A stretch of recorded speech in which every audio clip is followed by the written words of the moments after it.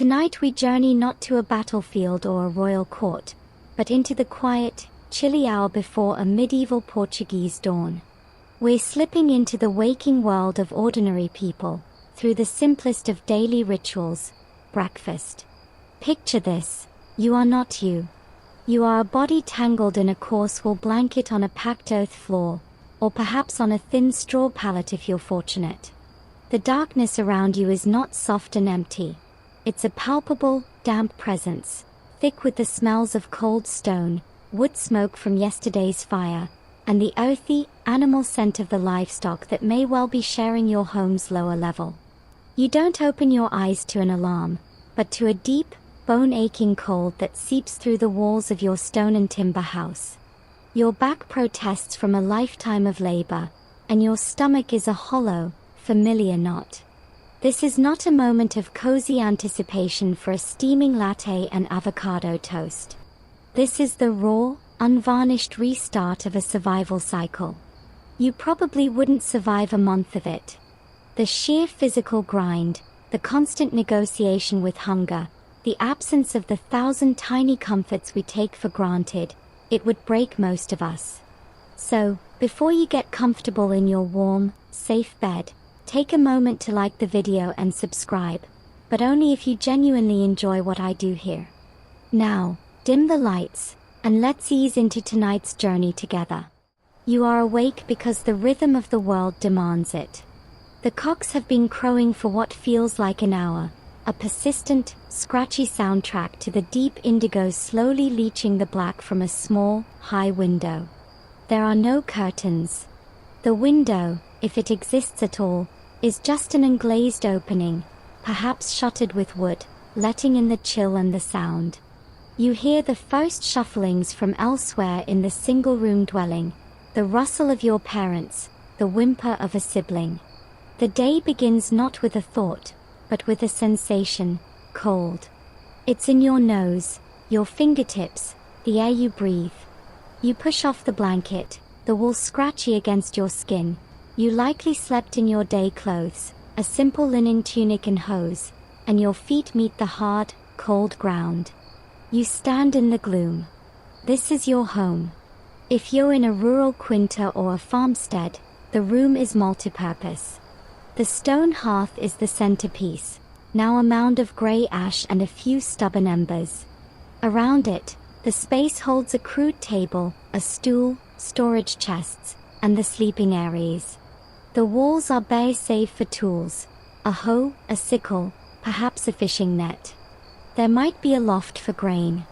In a town, your house is taller, narrower, jostled against its neighbors, but the interior scene is largely the same: functional, sparse, dominated by the need for warmth and storage.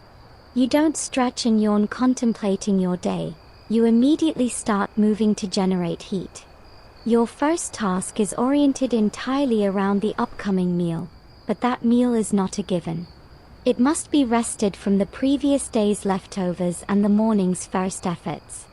Historians still argue whether the common medieval person experienced what we'd call breakfast as a distinct, seated meal, or simply grabbed what they could as they began their labors. For the vast majority, it was certainly the latter, a fuel stop, not a social event. Your mind, still thick with sleep, isn't planning a menu. It's cataloging resources. Is there bread left from yesterday's baking? Did the pot of legumes from last night's supper have any scrapings? Is the olive oil jar frighteningly light? This mental inventory is your true morning routine. You shuffle towards the hearth, the spiritual and physical heart of the home. All possibility of a morning meal, however simple, rests here. Without its fire, there is only cold, hard sustenance. You kneel before the hearth, your knees protesting on the hard stone. You carefully brush aside the ash with your fingers, seeking the heart. And there, a faint, pulsing orange glow. A single ember, a sleeping dragon of warmth. This is your lifeline. You reach for the pile of carefully gathered tinder, dry moss, thin twigs, perhaps a precious piece of charcloth. You nestle it around the ember with a tenderness we reserve for charging our smartphones, and then you lean close. You blow, gently at first, then with steady, focused breath. Your world narrows to that glow. A wisp of smoke curls up, smelling of promise. A tiny flame licks at a twig, catches, and spreads. You add slightly larger sticks. The fire, this miraculous, ancient technology, is reborn. Its light, initially weak, begins to push back the shadows in flickering waves, painting the worried face of your mother as she reaches for the water jug. The hearth's first breath is drawn. The day, and the quest for breakfast, can now officially begin. The hearth's first breath becomes a steady, crackling sigh, and with its light comes a new definition of the room.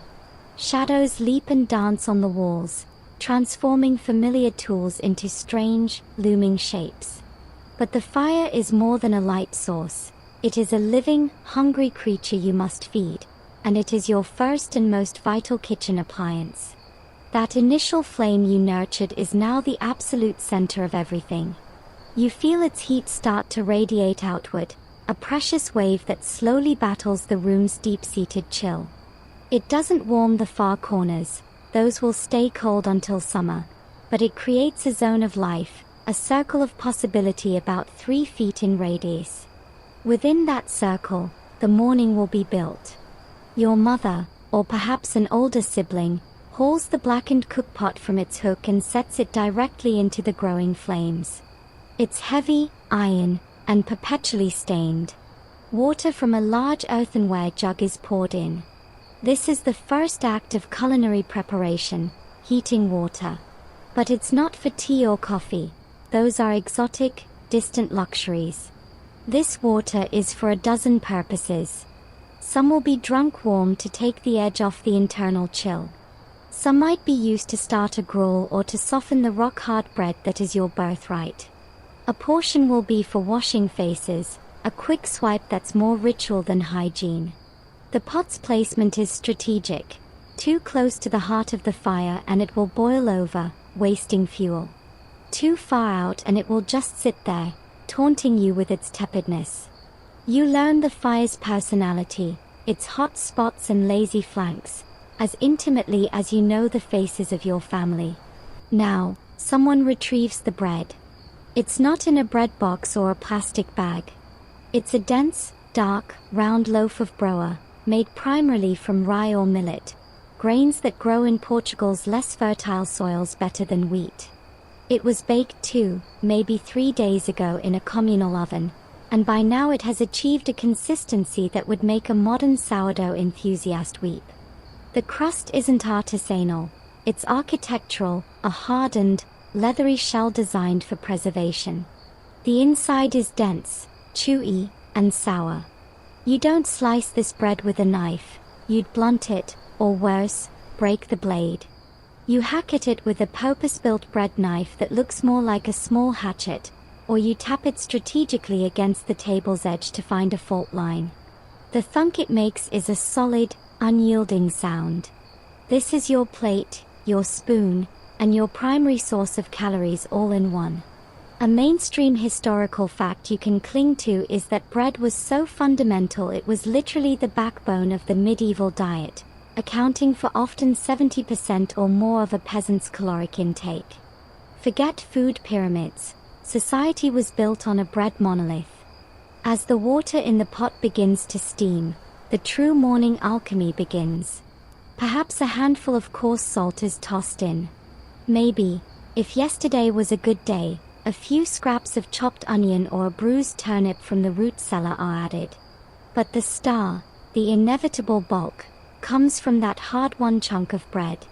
It's torn or crumbled, with difficulty, directly into the pot.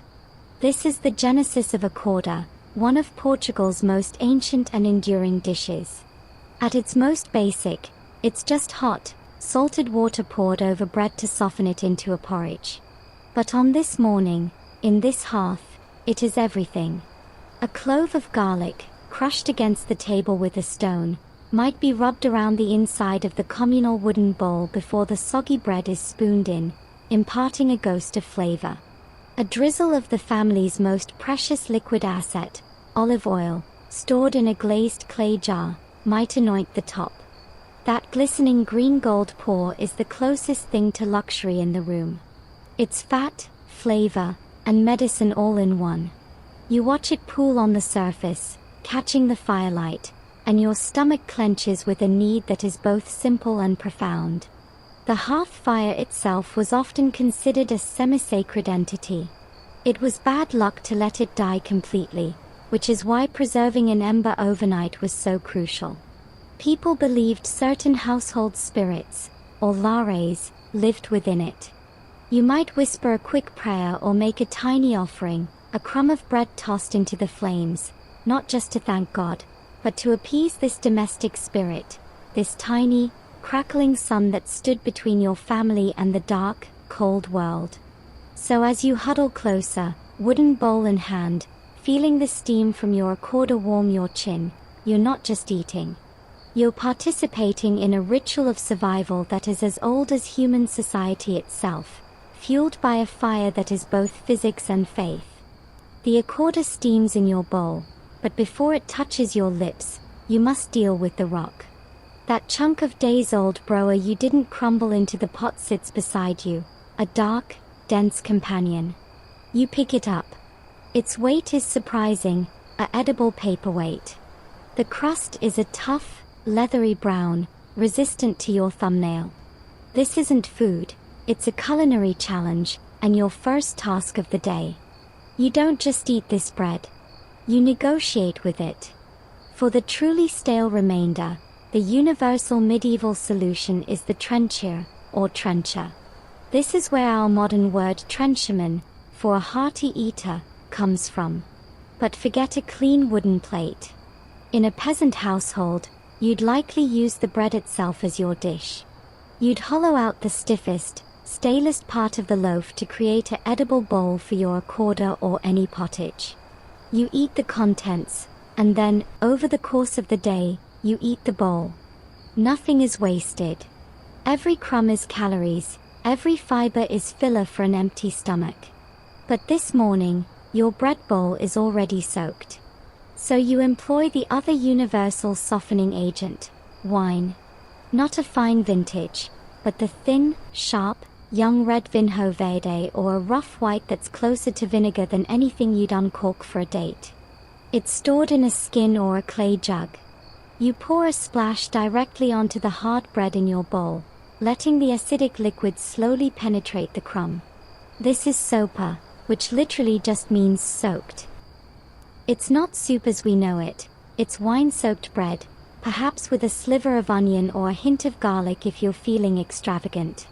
You watch the dark purple stains spread through the beige interior, and you wait. Impatience means broken teeth. This is breakfast as a waiting game, a lesson in delayed gratification that begins at dawn.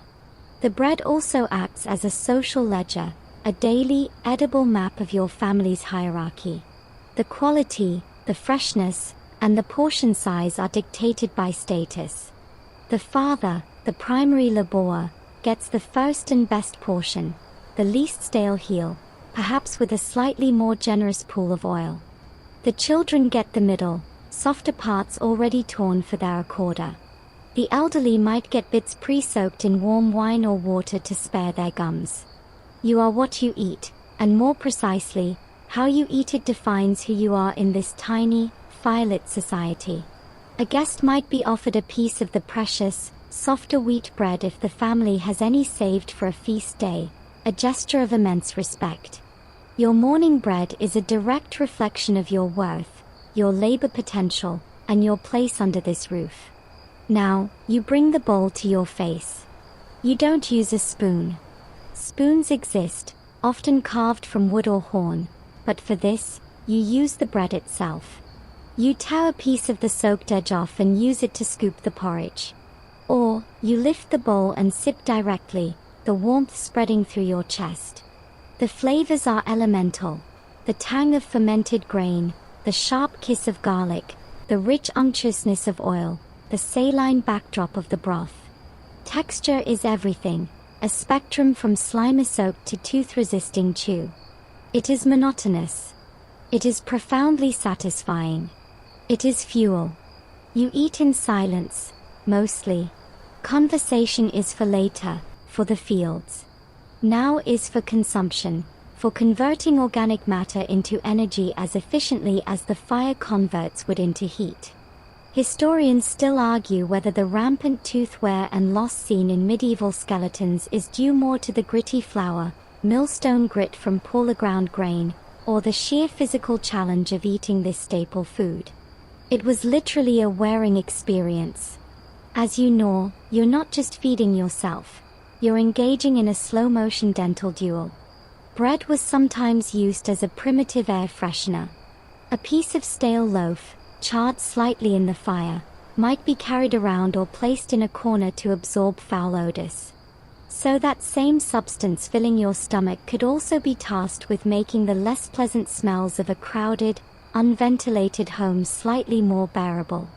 Everything served multiple purposes in a world where resources were finite. Your breakfast is your plate, your spoon, your fuel, and potentially, your deodorant. Bon appetit. The silence of your morning meal is broken by the sound of the door, a heavy plank of wood, scraping open. A blast of cold, damp air sweeps through the room, cutting through the hearth's warmth and making the fire shiver. It's the shepherd, your older brother or perhaps your father, heading out to the pastures. His departure isn't marked by words, just a nod. His breakfast was a chunk of the hardest bread, stuffed into a leather pouch at his belt, and a long draught of last night's leftover corda, consumed cold from the pot. He moves into the grey pre-dawn, and you might envy his freedom from the cramped room until you remember what his day entails. Absolute solitude, the constant vigilance over skittish sheep, and a battle against weather, wolves, and boredom. But here's the secret: the shepherd often ate better than you did. While you're left with your wine-soaked sopa, he carried with him a hidden treasure. His leather bag doesn't just hold rock bread. Wrapped in a clean cloth might be a wedge of cheese, real, substantial cheese from the autumn milking, hard and salty, meant to last. Or, more commonly, requeijão, a fresh, spreadable curd cheese. This is protein. This is precious fat. Out there on the hillside, away from watching eyes and the demands of sharing with the entire household, he can eat it slowly, savoring a luxury. He might have a small onion, its pungent bite a welcome shock to the palate, or a handful of last season's wrinkled olives, their oily, bitter flesh a complex flavor in a world of grain paste. His meal is portable, durable, and paradoxically more varied. He also had access to the shepherd's fridge. In certain regions, especially in the granite landscapes of the north, you'll find tiny, natural stone shelters or man-made cabanas in the high pastures. These are cool, damp, and perfect for storing a few provisions. Inside, wrapped in damp ferns or cloth, might be a skin of buttermilk or a harder cheese aging slowly in the constant, cool humidity. His breakfast, therefore, isn't just what he carried from home, but what he can retrieve from this remote, personal larder. It's a perk of the job, a fringe benefit of a lonely and punishing occupation. While you're breaking your teeth on yesterday's loaf, he's using his belt knife to shave slivers off a cheese that has developed a rind and character, tasting of grass and thyme and the clean, high-altitude air.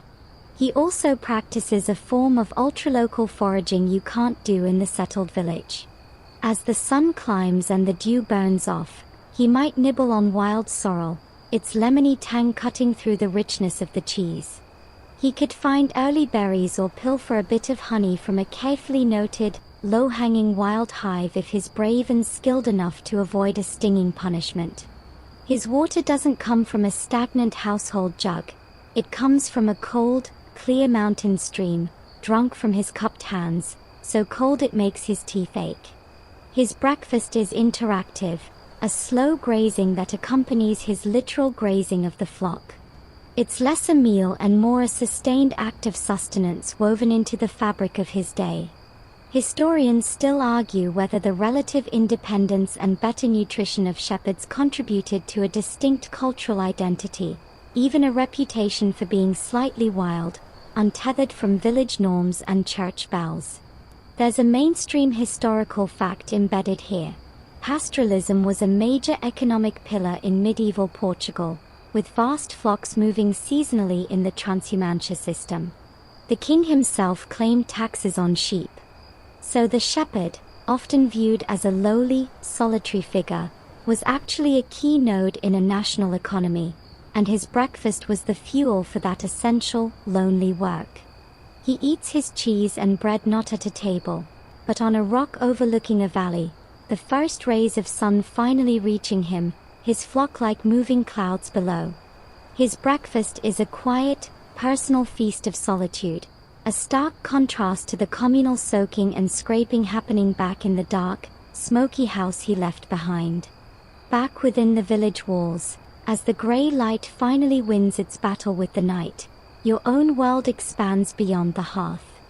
The bread is finished, the bowl licked as clean as a quick tongue can make it. But the hunger, that deep, familiar companion, is only partially appeased. It's a caloric hunger, a need for bulk, but also a craving for something else. Something that isn't brown, beige, or soaked. Your eyes turn to the outdoors, to the spaces between houses and the land just beyond the ditch.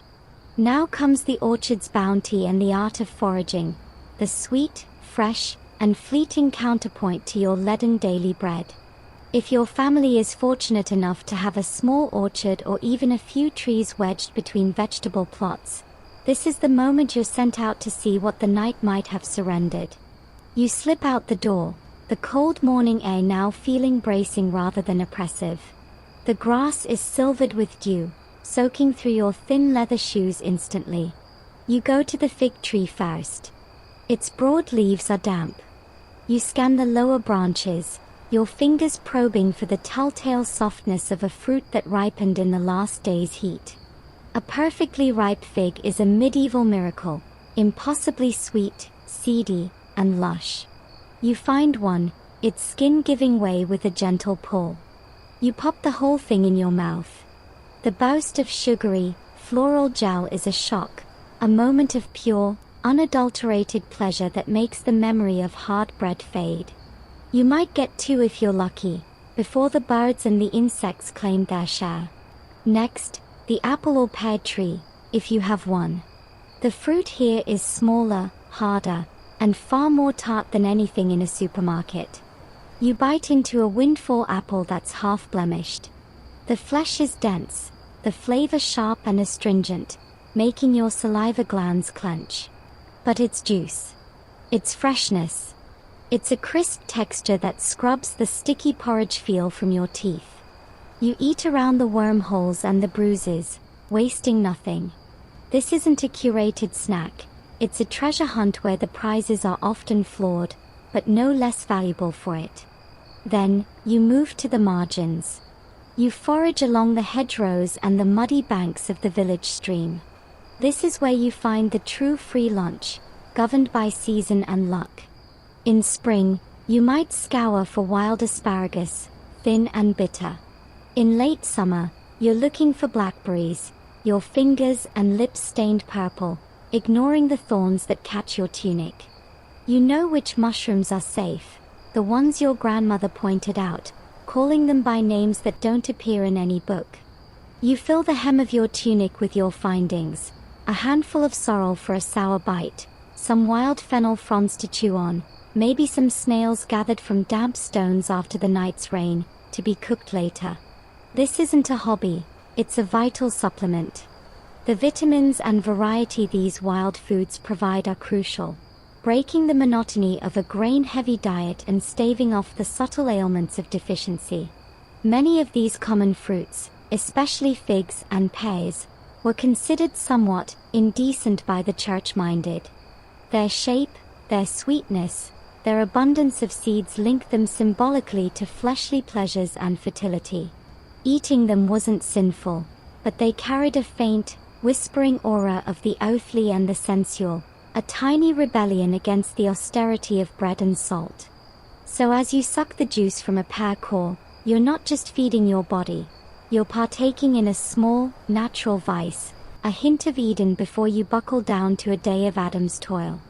Historians still argue whether the common medieval diet was as monotonously grain-based as the records suggest, or whether this vast, unrecorded layer of foraging, this daily, domestic gathering of wild fruits, greens, nuts, and fungi, provided a much more diverse and nutritious palate than we give them credit for. It left no invoices, no manor account rolls, but it filled bellies and hedges alike. Your morning forage is a silent transaction with the untamed land that still presses in against the village fences. It's a reminder that breakfast isn't always served in a bowl. Sometimes, it's discovered, plucked, and eaten on your feet, the dew not yet off the grass, the taste of wildness still on your tongue. Your hands are slightly sticky from fig juice, your tunic hem damp and stained with crushed herbs. You return from the orchard's edge carrying your small, wild harvest, but another morning ritual is already underway, one that produces a more consistent, if less exciting, yield. You follow the sound of rhythmic swishing and a low, patient animal groan to the back of your dwelling, or to a shade shed on the village edge. This is the dairy shed, and in the dim light filtering through chinks in the wood, a hidden economy is humming. The air here is different. It's cool, thick with the smell of animal warmth, straw, and the sharp, clean tang of fresh milk. Your mother or sister is already there, perched on a low stool, her forehead pressed into the flank of a sheep or a shaggy brown goat. Her hands work with a practiced, pulling rhythm at the teats. The ping, ping, ping of milk hitting the bottom of a wooden pail is a sound of pure wealth. This isn't just food, this is liquid potential. You watch, knowing that this morning's milking will dictate a portion of your meals for days to come. The fresh milk itself is rarely drunk as a beverage. For one, it doesn't keep. For another, in a world where calories are sacred, it's far more valuable when transformed. Some will be set aside, perhaps warmed for the very young or the very old. But most of it is destined for coagulation. You might see your mother pour some still warm milk into a wide, shallow clay dish and add a few drops of rennet, extracted from a young animal's stomach, a piece of which she keeps preserved in salt. Then, she waits. It's magic, but it's everyday magic. Before your eyes, the liquid clouds, thickens, and separates into curds and whey. The whey, that slightly sour, greenish liquid, is itself a drink, a light soup base, or even a pickling medium. But the curds are the prize. They are scooped into a cloth, hung to drain, and lightly salted. By tomorrow, you'll have ricachao, that fresh, spreadable cheese the shepherd took with him. It's mild, slightly tangy, and a luxurious spread for your bread, transforming a simple bite into something rich and satisfying. If pressed longer, drained in a woven reed basket that leaves a distinctive pattern on the rind, and aged in the cool darkness of the shed or even a cellar, it becomes a hard cheese, queijo, that can last for months. This is where the true hidden power lies. Cheese is protein that doesn't spoil quickly. It's a store of summer's grass, bottled sunlight and rain, preserved in edible form for the lean winter months. It's portable wealth. And this is where the hidden economy part kicks in, particularly for the women running this operation. While the men's labor in the fields produced the grain that fed the lord and the family, the dairy was often the woman's domain, and its products were hers to manage, trade, or sell. A wedge of good cheese could be bartered at the weekly market for a pot, a length of cloth, or some salt. It could be given as a small rent payment. It was a measure of her skill and her household's minor surplus. So, when you're eating a piece of that sharp, crumbly cheese on your bread, you're not just consuming calories. You're tasting the result of a quiet, matriarchal enterprise that provided both nutritional and economic stability. A mainstream historical fact to savor. Portugal's cheese-making traditions, especially the hard sheep's milk cheeses from regions like the Serra da Estrela, are ancient and directly descended from these medieval practices. The techniques you're witnessing in this smoky shed, using thistle flowers or animal rennet for coagulation, pressing in baskets, aging in caves, are the same roots from which famous protected designation of origin cheeses grow today. Every time you see a wheel of Queijo da Serra in a shop, you're looking at the direct, delicious descendant of this morning's milking. Historians still argue whether the control women exerted over the dairy economy granted them a unique, albeit limited, form of domestic power and autonomy within the rigid patriarchal structure of medieval life. It was a space they commanded, a product they owned from start to finish. So, as you're handed a small lump of fresh curd to eat straight from the cloth, its milky, clean flavor a world away from the smoky accorder, you're tasting more than breakfast. You're tasting a tiny piece of economic independence, churned, drained, and salted by hands that held a quiet, essential power in a world that mostly saw them as secondary. The taste of fresh curd is still a clean memory on your tongue as your attention is pulled away by a sound cutting through the quiet morning village, the distinct, metallic clang of the manor's bell. It's not a gentle call, it's a pronouncement. That sound draws a line under your simple, pragmatic morning and announces the start of a different kind of breakfast ritual, one happening up the hill behind the stone wall. You're not invited, but your father might be, if he has business with the steward. Or, you might catch a glimpse if you're running an errand past the gate. Let's slip in, just for a moment, to observe the Lord's table. Here, breakfast is not about quelling hunger. It's about theater, hierarchy, and the conspicuous display of power. The great hall is still shadowy, the high windows letting in shafts of dust-moted light. But the hearth here is not a humble circle of stones, it's a vast, walk-in fireplace, already roaring with logs the size of your leg. The heat is immense, pushing back the castle's permanent damp. The lord, the senhor, is already seated at the high table on a dais. He's not eating yet. He's holding court. Before him, the long trestle tables are filling with his household knights, clerks, chaplains, and visiting guests. The air buzzes with low conversation, the clatter of wooden bowls and spoons being set out by scurrying servants. The first thing you notice is the smell, not wood smoke and sour milk, but the scent of baking wheat bread and roasting meat. Yes, meat. While you soaked your coarse rye bread, up here they are breaking their fast with yesterday's leftover venison or pork, perhaps a slice of pie filled with eel or pigeon. The bread is white, made from finely sifted wheat flour, a visual shock after your dark broa. It's a status symbol on its own, so white it almost gleams in the firelight. It's sliced by a servant with a sharp knife, not hacked with an axe. But the display is about more than food. It's about control.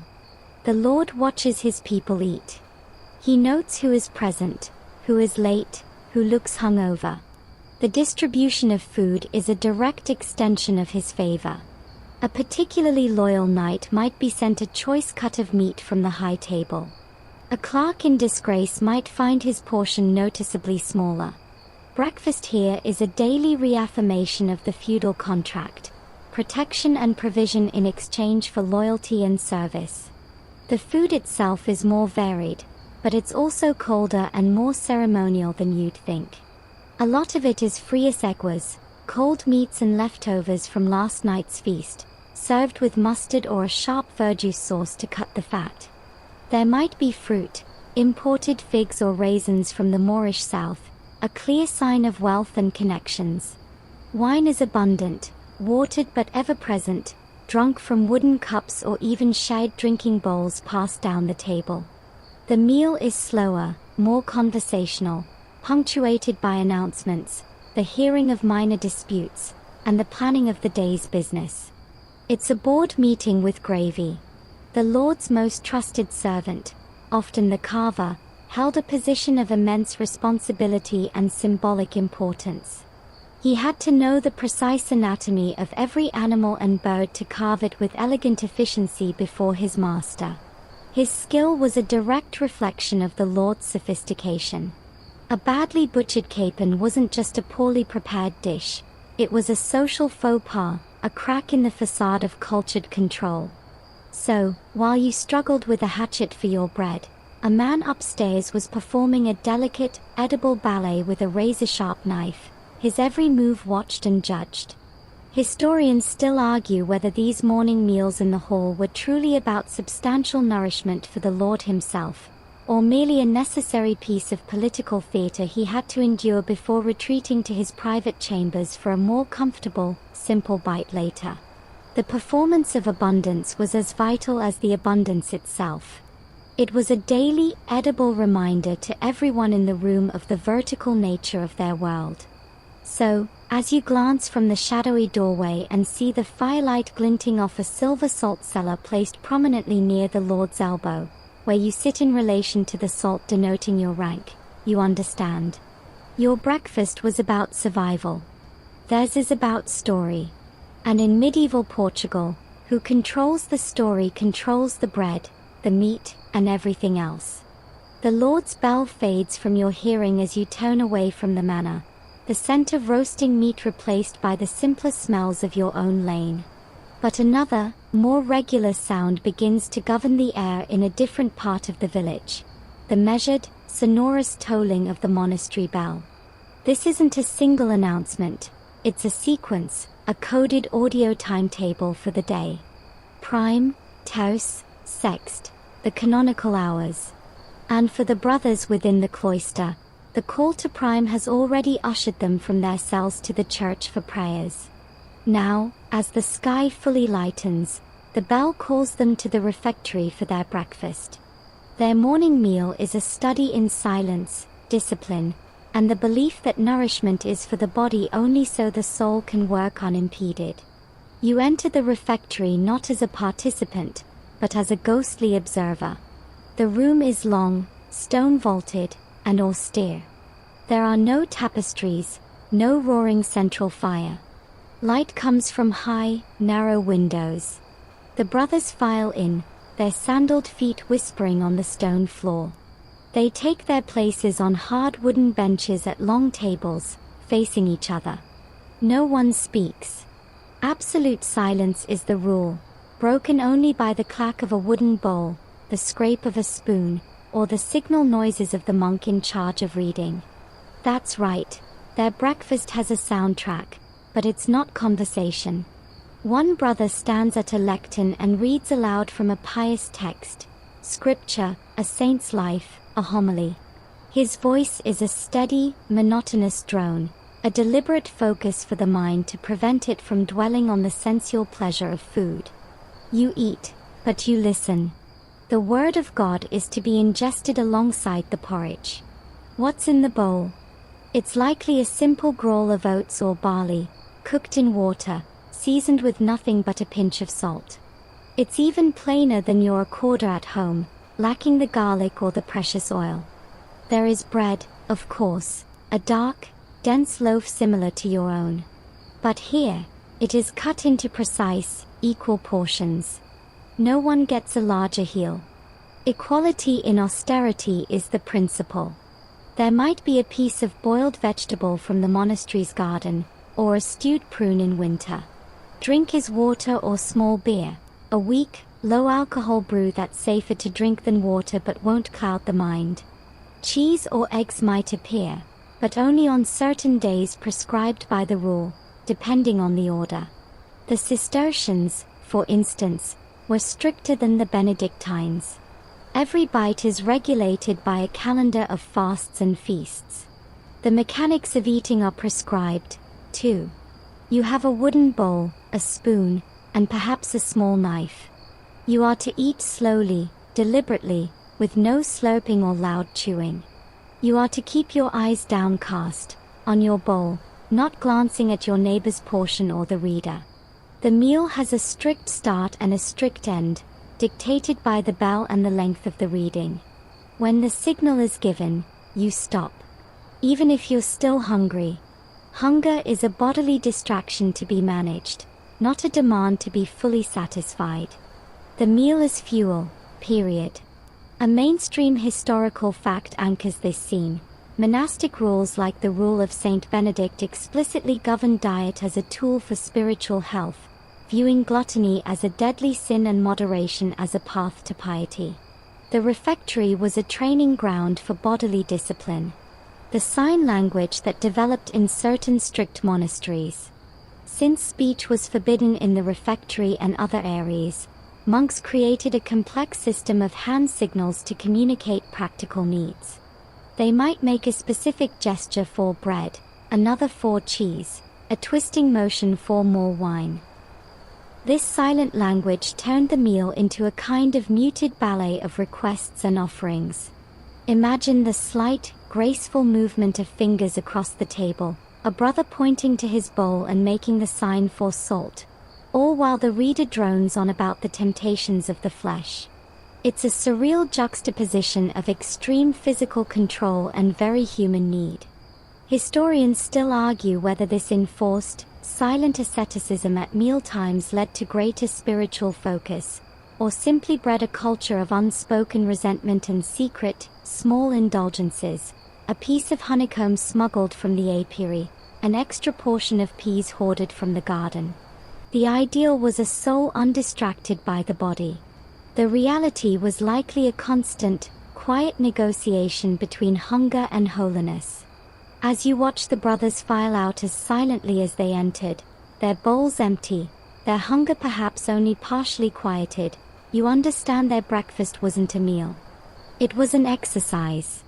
A sacrament of routine where every spoonful was a silent prayer, and every bite was meant to be forgotten as soon as it was swallowed, leaving only the echo of scripture in the mind.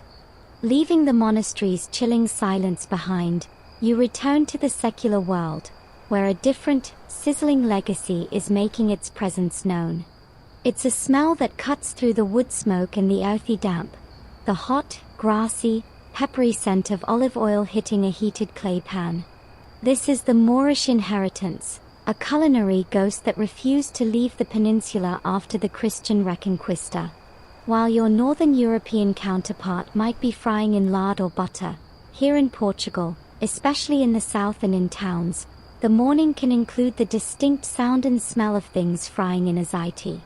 It's a sound of relative luxury and a taste of a more sophisticated culinary past. You see it in the home of a slightly wealthier artisan, a potter, a blacksmith, someone with a steady trade and a few extra coins. Their morning accorder might be elevated.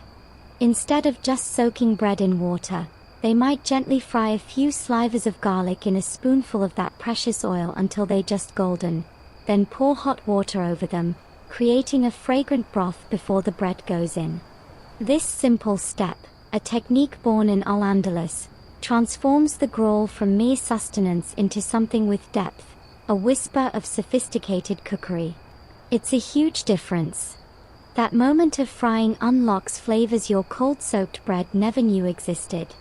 Then there are the treats, the rare morning luxuries that speak of Moorish sweetness. Honey, not sugar, is the sweetener. And on a very special day, a wedding, a successful market, a feast day eve, you might encounter filios or sunhos. These are not the elaborate pastries of later centuries. Early versions are simple, a dough perhaps enriched with a drop of that precious oil or some squash, fried until puffy and golden, then drizzled with honey and dusted with cinnamon. Cinnamon, that's the giveaway.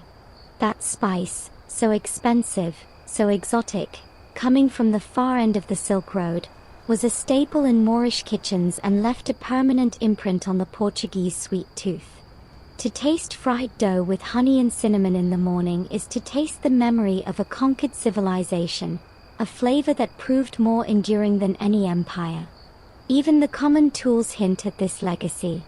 The heavy, glazed earthenware jug for storing oil, the shallow, wide-mouthed clay frying pan, cacoila, even the preference for cooking with clay over metal in many homes. These are techniques and technologies refined and disseminated during the centuries of Moorish rule. The Moors were master hydraulic engineers, and their irrigation systems turned arid landscapes into orchards of oranges, lemons, almonds, and olives. So, that oil sizzling in the pan isn't just a cooking medium, it's the liquid fruit of a contested land, a symbol of agricultural knowledge that the Christian kingdoms wisely kept after the fighting was done. Honey wasn't just food, it was medicine, preservative, and even a beauty treatment. But its morning use in wealthy households could be surprisingly specific. There's record of a morning electuary, a paste of honey, spices, and sometimes ground nuts or seeds, being eaten by scholars or the well-to-do to strengthen the brain for a day of study or administration. So, while you're chewing your savory bread, a clerk in a townhouse might be starting his day with a spoonful of spicy honey paste, believing it sharpened his wits. It's medieval cognitive enhancer, with no clinical trials but plenty of faith. Historians still argue whether the Christian adoption of these Moorish foodways was a practical embrace of superior technology and taste, or a conscious, silent colonization of the conqueror's culture, absorbing and Christianizing the pleasures of the defeated.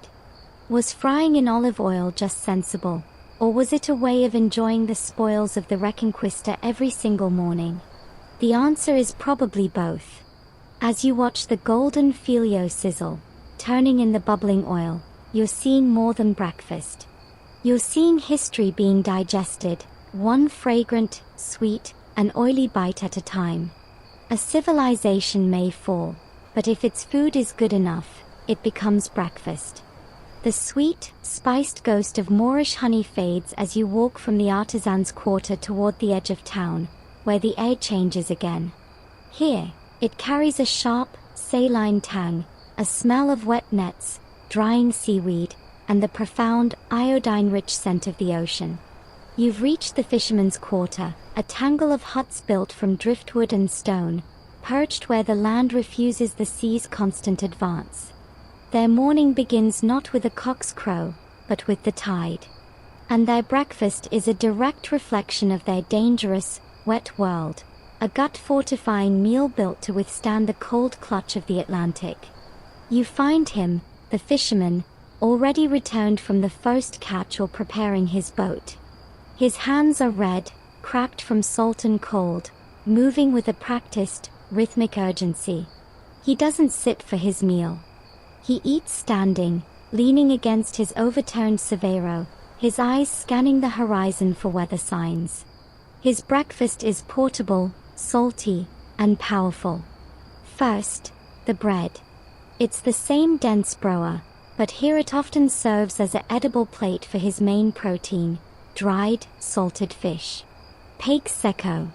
Cod, bacalhau, from the northern Atlantic fisheries, or more locally, sardines or mackerel salted and dried on wooden racks in the wind and sun. He tears a piece of the fish, it's stiff as leather, requiring strong jaws and determined chewing, and places it on a hunk of bread. The combination is a salty, briny punch that wakes up the mouth and the mind with a shock. But the true secret weapon is the accompaniment. On a stone beside him sits a small clay cup. In it is vinegar, or a rough, watered-down wine so sharp it's practically vinegar. He dips the bread and fish into this acid bath before each bite. This isn't just for flavor. The vinegar cuts through the overwhelming saltiness and the oily fish fat, making it more palatable. But in his mind, and in the wisdom passed down, it also cuts the phlegm, balancing the cold, wet humors he's about to subject his body to. He's eating the ocean, but using the sharpness of the land, fermented grapes, to mediate it. It's edible alchemy, a humoral theory breakfast. He might also have a raw onion, biting into it like an apple. Its pungent heat is another internal furnace, another defense against the damp cold. Water is not his drink, it's small beer or that sharp wine again. Liquid courage and calories in one. His meal is fast, efficient, and designed to sit heavily in the stomach, a ballast against the rolling waves. A feeling of fullness is a kind of security when you're miles out on a shifting, grey sea. A mainstream historical fact anchors this salty start. Portugal's destiny was already tied to the sea. The fishing industry, especially for cod off Newfoundland, would become a national obsession. But even in medieval times, coastal communities lived and died by the catch. The fisherman's breakfast was the fuel for this nascent maritime economy. The salt cod he eats might have been preserved by methods learned from the Basques, another piece of transnational culinary technology traded along with the catch itself. His meal is, in a way, international. Fishermen were notoriously superstitious, and their morning routine was riddled with omens and prohibitions. Whistling could summon a wind that would wreck the boats. A woman crossing your path on the way to the boat was terrible luck. But some foods were considered lucky or fortifying in a magical sense. Eating a certain type of shellfish, or fish roe, was thought to grant the eater the fertility and abundance of the sea itself. So, his choice of breakfast might not just be about calories and humors. It might be a tiny, edible prayer for a full net and a safe return. He chose the salty cod not just for strength, but as a talisman. Historians still argue whether the incredibly high salt diet of these coastal communities, preserved in their fish and enhanced by their preservation methods, led to specific health issues or if their immense physical labor and sweating flushed it out efficiently. Was the fisherman's hardy constitution due to his lifestyle, or was it slowly being taxed by the very food that powered him? As he finishes the last tough bite, washes it down with a gulp of sharp wine, and pushes his boat into the surf, you understand. His breakfast isn't about pleasure or piety. It's about preparing the body as a tool for a specific, dangerous job.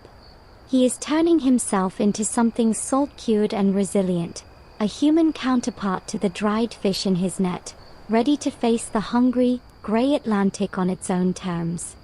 The fisherman's boat is a dark speck against the horizon as you turn away from the sea, your own path taking you inland, away from the settled rhythms of village and shore. Now you are a traveler, a pilgrim, a merchant's guard, a wandering laborer. Your morning doesn't happen in a home with a hearth, but at the side of a muddy road, or in the common room of a roadside estalagium or hospederia. This is the traveler's breakfast, and it is a cold, risky, and lonely affair. It's a meal where every bite is a calculated gamble against spoilage, theft, and the simple, grinding misery of being far from your own fire. You spent the night in a crowded, flea-ridden inn, your body curled on a bench or a shade straw pallet, your pack clutched to your chest.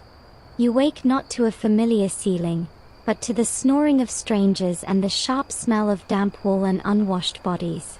There is no kindling of your own fire. You are at the mercy of the innkeeper's schedule and his willingness to part with fuel. More often than not, you breakfast on what you carry. You fumble in your pack, your fingers stiff with cold. What do you retrieve? A cloth-wrapped bundle that has traveled with you for days. Inside, more of that ubiquitous hard bread, now even harder. A wedge of that durable cheese, its rind perhaps bearing the faint impression of mold you carefully scrape off with your knife. A strip of air-dried, salted meat, beef or pork, so tough you have to suck on it for minutes to make it chewable. You eat sitting on your pack by the road, or at a rough trestle in the inn's courtyard, washing it down with a swallow of sour wine from your skin. The flavors are one-dimensional: salt, hardness, fermentation. There's no warmth, no comforting steam. The cheese is oily, the meat fibrous, the bread a jaw-exercising chore. This is eating as maintenance, devoid of any joy. And with every bite, you are assessing. Does the cheese smell sharper than it did yesterday? Is there a suspicious soft spot under the rind? Does the meat have a new, greasy sheen? Food poisoning on the road isn't an inconvenience. It's a potential death sentence, leaving you weak, dehydrated, and an easy target for bandits or just the indifferent elements. If you are at an inn and the keeper offers a hot meal, it comes with its own perils. The pot hanging over his fire might contain a perpetual stew that has been simmering for weeks, with new ingredients tossed in as old ones are fished out. It could be nourishing. It could also be a vector for every sickness the last 100 travelers carried. You pay a penny for a bowl, and you take your chance.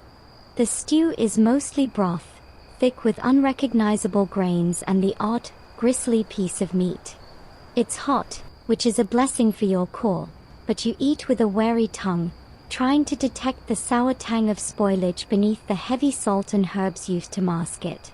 A mainstream historical fact about this precarious existence: the safety and quality of food for travelers was such a concern that pilgrim guides and merchant manuals often included advice on what to carry and how to test suspect food. They suggested trusting only certain reputable inns, often those associated with monasteries, carrying your own vinegar to dress dubious meat. Vinegar was thought to neutralize bad humors, and avoiding unknown freshwater sources. The road was a gastronomic minefield. Some carried proofing kits, a silver needle or a piece of jade that was believed to darken if plunged into poisoned food. A crust of bread might be thrown into a suspicious stew. If it sank, the stew was deemed heavy and bad. These were superstitions masquerading as science, but they offered a psychological crutch, a semblance of control when you had none.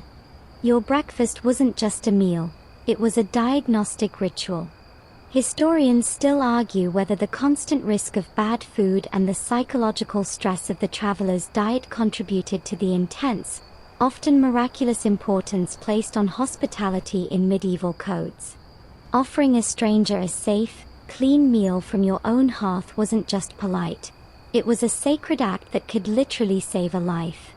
So, as you choke down another mouthful of your rock-hard bread, glancing enviously at a local farmer trudging past with the smell of his own home's smoke still on him, you understand the deepest luxury of all: not variety, not richness, but safety.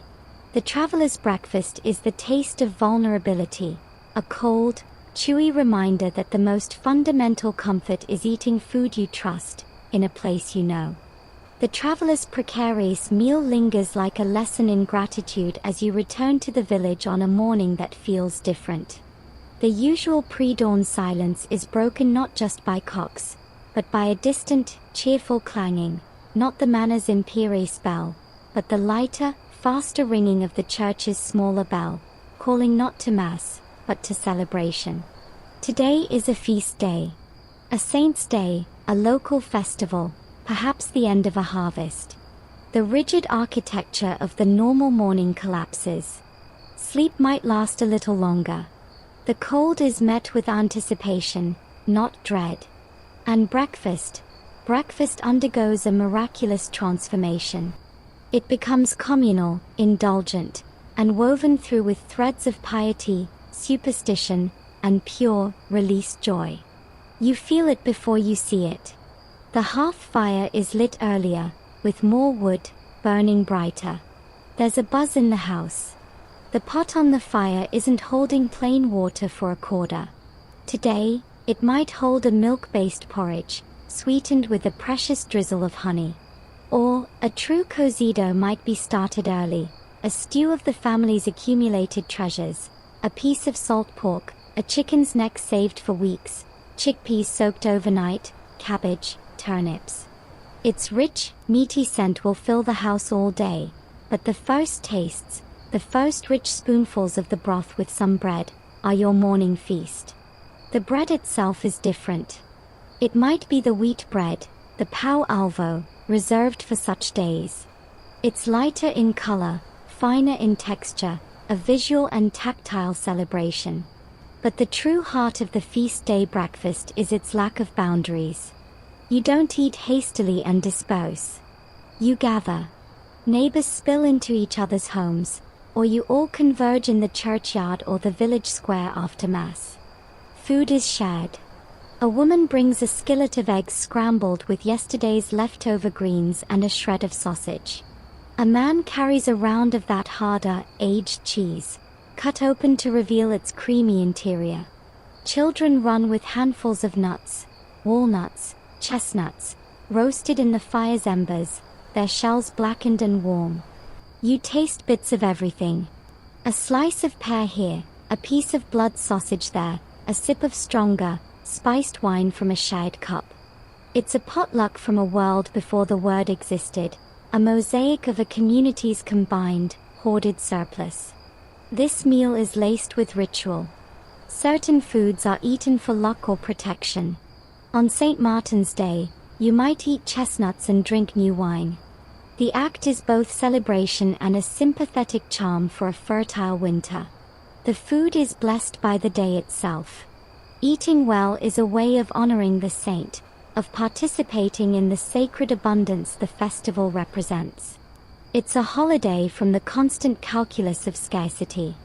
For a few hours, the rule is not eat to work, but eat to celebrate. A mainstream historical fact to anchor the festivity. The medieval calendar was peppered with these feast days, dozens of them, from major saints' days to local village romarias. They were essential pressure valves in a life of relentless labor, sanctioned periods of excess that reinforced social bonds and religious devotion. The breakfast on such a day was the opening act of communal theatre. Some of these shared morning foods had divinatory purposes. A young woman might carefully peel a holiday apple.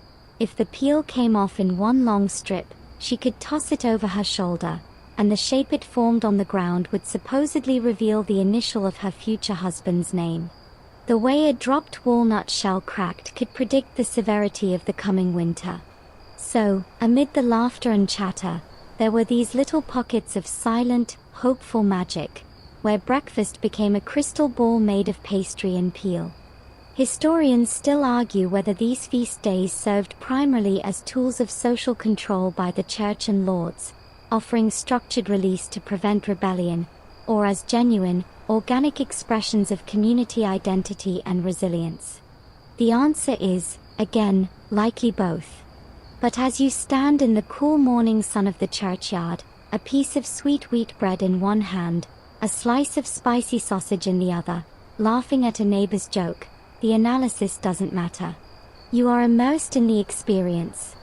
The gnawing, private hunger of ordinary mornings is replaced by a shade, public fullness.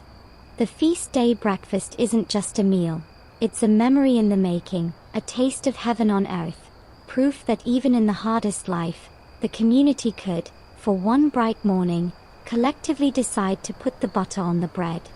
The echo of feast day laughter fades, leaving the village to settle back into its routine. But within the walls of each home, a different, more intimate morning ritual is unfolding, one governed by equal parts love, pragmatism, and deep-rooted superstition. You are now the smallest in the room. You are the child. Your wooden bowl is placed before you by your mother. Its contents a carefully curated mix designed to do more than fill your tiny stomach. It is meant to nourish, to protect, and to guide your growth in a world riddled with invisible dangers. Your breakfast is often softer, milder versions of the adult fare.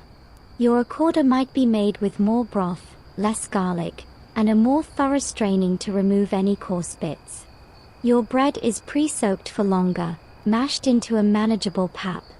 If the family has any milk, you might get a share, warmed, perhaps with a crumb of bread in it. For the very young, there's papa, a simple porridge of flour or bread cooked in water or milk. It's bland, easy to swallow, and gentle on developing systems. The priority is digestibility and calories to fuel a body that is mostly play and rapid growth, not field labor. But woven into this practical nourishment is a potent thread of folk belief. Your mother isn't just feeding you, she's arming you. A pat of butter might be shaped into a cross on your bread before it melts. A clove of garlic, a known apotropaic, evil-warding, substance, might be rubbed on the rim of your bowl or even tied in a small cloth around your neck as you eat, its pungent smell believed to repel illness and the evil eye.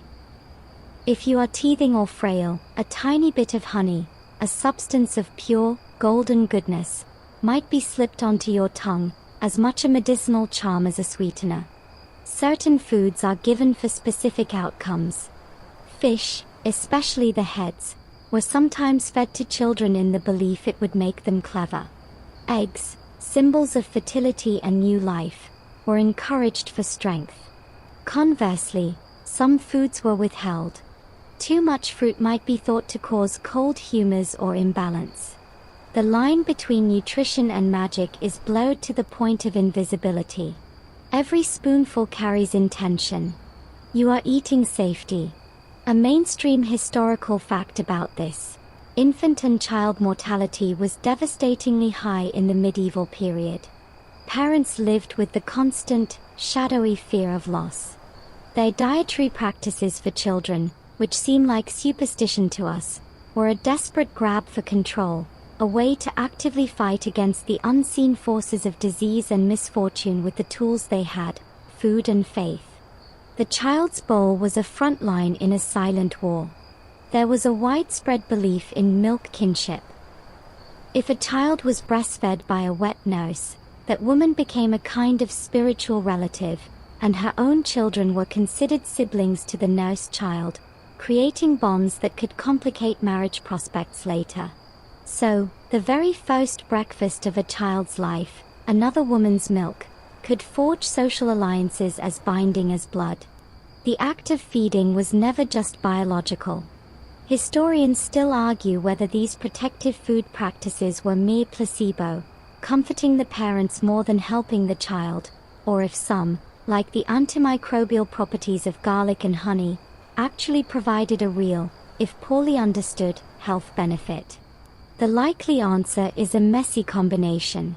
As you watch the child obediently open its mouth for another spoonful of porridge, a smudge of honey on its lip, a tiny garlic-stuffed pouch pinned to its tunic, you see more than a meal. You see an act of love rendered as edible armor, a mother trying to literally spoon health and luck into her most vulnerable creation. The child's breakfast is the most hopeful and the most anxious meal of the day, a small, daily sacrament of care in a world full of large, unforgiving threats. The child's bowl is emptied, the protective charms tucked away. The last shared crust from the feast day is finally gone. The traveler has moved on, the fisherman is a dot on the waves, the monk is deep in silent prayer.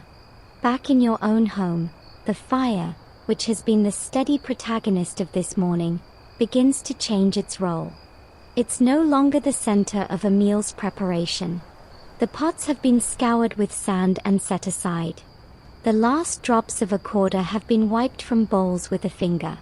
A profound shift occurs, as tangible as the climbing sun now streaming strongly through the open door. The breakfast moment, that fluid, multiform period of ingestion and ritual, is definitively over. The sun is fully risen, and its light is a command. Now, work begins. You feel it in your body first. The familiar knot of hunger may be loosened, replaced by a different kind of tension, the anticipation of labor. The food inside you is no longer just sustenance, it's ballast, fuel to be burned. You stand up from the hearth, your muscles, stiff from the night's chill and the brief period of sitting, now protesting the coming use. You look to the tools leaning against the wall. The hoe, its iron head dulled from yesterday's battle with the stony soil. The sickle, its curved blade waiting for the grain. The gathering basket. Their silent presence is the true end of your meal. The social unit fractures. Your father and older brothers head for the fields, their pace purposeful. Your mother and sisters gather spinning distaffs, buckets for water, or baskets for more foraging. Their work, the inside work, is just as perpetual and just as physically demanding. Even the children have tasks, scaring birds from the newly sown fields, gathering kindling, tending to the few scraggly vegetables in the family plot. There is no lingering. The luxury of a full stomach is not for savoring, it's for spending. The economic engine of the household, and by extension the manor and the kingdom, must now turn over. You step outside. The village is now a hive of directed motion. The blacksmith's hammer starts its ringing cadence. The cartwheel's squeak announces the movement of goods. In the distance, you hear the Lord's steward shouting orders to a work crew. The sounds of eating, the clatter of bowls, the soft tearing of bread, are gone, replaced by the sounds of industry. The morning's gentle, personal rituals are swallowed by the day's public demands. Your breakfast, in all its forms, was the priming of the pump. Now, the water must flow. A mainstream historical fact underscores this pivot. The medieval workday was fundamentally shaped by daylight. By the sun wasn't a poetic phrase, it was the law of productivity. The period from sunrise to noon was the most crucial work block, and a breakfast that failed to fuel it was a catastrophic failure of household management. The food you ate was directly converted into the value of your labor, a biological equation everyone understood intuitively. The concept of elevenses or a mid-morning snack didn't really exist for the laboring class. You ate at dawn, and you ate again at the main meal around noon. The gap between was for work, period. However, there were tiny, on-the-go reinforcements. A laborer might tuck a raw turnip or a handful of shelled fava beans into his pouch to gnaw on if the pangs became too sharp before noon. It wasn't a snack break, it was a fuel line patch, eaten without stopping the swing of the scythe or the turn of the millstone. Historians still argue whether the timing and composition of this first meal were optimized for the work that followed, or if it was simply a cultural habit born of necessity. Did they eat bread and porridge because it provided slow-burning carbs for endurance, or because it was literally all they had? The line between adapted and trapped is fine. As you pick up your tool, its familiar weight settling into your calloused hands, you feel the broa sitting heavily in your stomach. It's not comfort anymore. It's potential energy. The sun is your boss now, the fields are your office, and your breakfast was the clocking in. The cozy, firelit world of the morning meal is officially closed for business. The rest of the day is a transaction. You trade the energy from your bowl for the survival of your family, one backbreaking, sun-drenched task at a time. The tool's handle is warm in your grip now, polished smooth by generations of your family's sweat. You've been in the field for what feels like an age, the sun climbing its relentless ladder. The memory of the morning meal, the crackle of the hearth, the taste of oil and garlic, the child's soft porridge, is buried under layers of physical exertion. It exists now as a spent fuel, a ghost of warmth in your muscles as you bend, pull, and lift.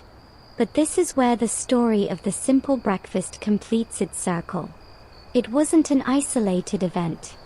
It was the first domino in a daily chain of survival, a quiet, domestic engine that powered kingdoms. Think about it. Your humble accorder required the grain from the field you're now weeding. The oil came from olives crushed in the Lord's press, his share taken as tax. The salt was bought at market with a cheese your mother made from the milk of the sheep grazing on the common land. The shepherd's secret cheese, the fisherman's salted cod, the Lord's displayed meat, the monastery's silent grawl, they were all interconnected nodes in a vast, fragile network of production, exchange, and consumption. Your morning was a tiny, personal intersection in that network. The hunger you felt at dawn was the system's primary driver, the impetus for all this labor, trade, and prayer. As you straighten your back, a sharp ache between your shoulder blades, you look across the landscape. You see other figures bent in other fields. You smell bread baking in the communal oven for tomorrow's round. You hear the fishmonger calling his wares in the village square, now empty of its earlier feast day crowd. The diversity of morning meals you witnessed, from the shepherd's al fresco cheese to the monk's silent spoonfuls, wasn't random. It was geography, profession, faith, and status made edible. Your breakfast was your identity, served in a bowl. It told the world who you were, what you did, and where you stood, long before you spoke a word. And what of those debates we sprinkled along the way? Whether breakfast was a meal or a momentum builder, whether women held power in the dairy shed, whether Moorish flavors were absorbed or conquered, whether the child's garlic charm was magic or medicine, these aren't just academic quibbles. They are the echoes of a million lived mornings, the unresolved hum of a world trying to make sense of itself through the simple, universal act of breaking its fast. History isn't just in treaties and battles. It's in the grind of the quern stone, the sizzle of oil in a clay pan, the tough, sustaining density of a loaf of broa. A final, mainstream fact to digest as you wipe your brow. The very ingredients that formed the bedrock of the medieval Portuguese breakfast. The olive oil, the wheat and rye, the salt cod, the citrus and spices from Moorish legacy, would become the cornerstones of a global cuisine. They were the taste of home for explorers who would sail over horizons you can't even imagine from this field. That simple, durable food culture, forged in necessity, would travel the world. Now, as the sun begins its slow arc toward noon, your thoughts turn, inevitably, to the next meal. The hollow feeling is returning, a gentle reminder of the cycle. You'll eat again, something heartier, perhaps with the family reunited. But that is a different story. For now, the story of the morning is complete.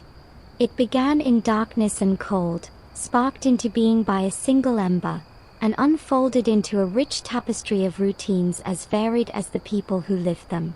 It was a daily, quiet miracle of transformation, of grain into bread, milk into cheese, hunger into strength, and a new day's daunting uncertainty into manageable, spoonful-sized portions.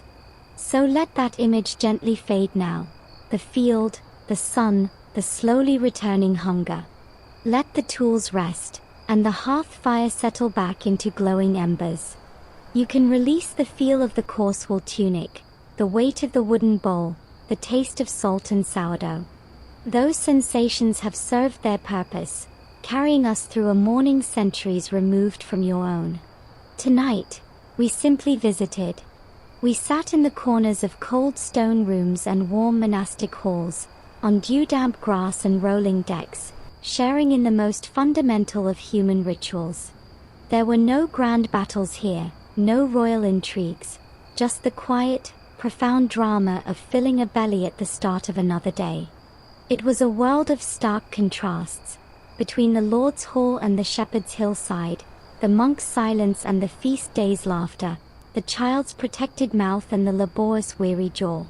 Yet, in each, there was a thread of resilience, a shared understanding that this first sustenance was the anchor for all that followed.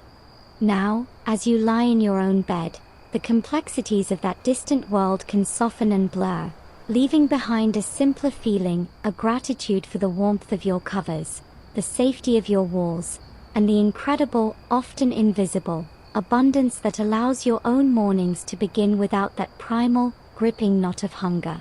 Let that gratitude be a gentle blanket. The medieval dawn has passed, its people have returned to the shadows of time, their breakfasts eaten, their labors done. All that remains is the quiet of your own room, the steady rhythm of your breath, and the deep, comforting dark, ready to carry you into peaceful, untroubled dreams. Sleep well.